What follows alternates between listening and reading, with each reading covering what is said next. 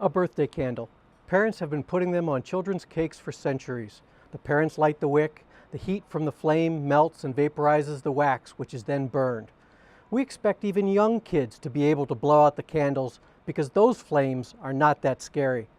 Conditions for a larger, more dangerous fire occurs when you have more fuel, fresh air, and an ignition source. The larger the fire, the greater the amount of heat released by the chemical reaction and the more hazardous the fire is. Depending on the balance between the chemical reaction and heat transfer, a small flame can grow into a very serious fire, way beyond what you could hope to blow out. At NASA Glenn, we are operating an experiment in space called Saffire that is much larger than anything we've ever burned. 3 Saffire experiments will be completed soon, and we are building 3 more to continue to learn about material flammability and study fire detection, monitoring, and cleanup in future NASA missions. A fire in a spacecraft is one of the most hazardous conditions that an astronaut crew might face. And so we want to learn how it will burn so that we can give them the proper tools so that they can respond to it, protect themselves, and extinguish it as rapidly as possible.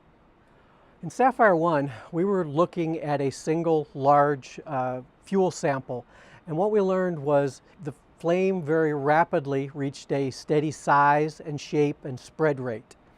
And it also burned a little bit slower than what we were anticipating. We also saw that it burned just as rapidly into the incoming air as it did when it was burning with the incoming air. Saffire 2 has the same general shape of the experiment, but the sample card has 9 samples of different materials. These materials have flammability limits that are at different oxygen levels, but there are also some materials that are used in different places on a spacecraft that we want to study how they burn.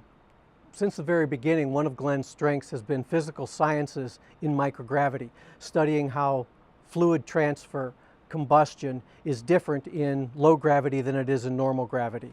And so we've really taken that role about low gravity science within NASA and led that for many years.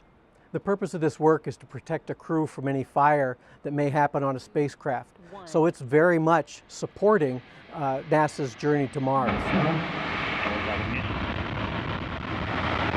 And as you can see, Cygnus lifting off on top of its Antares rocket on its mission to deliver supplies and science to the International Space Station.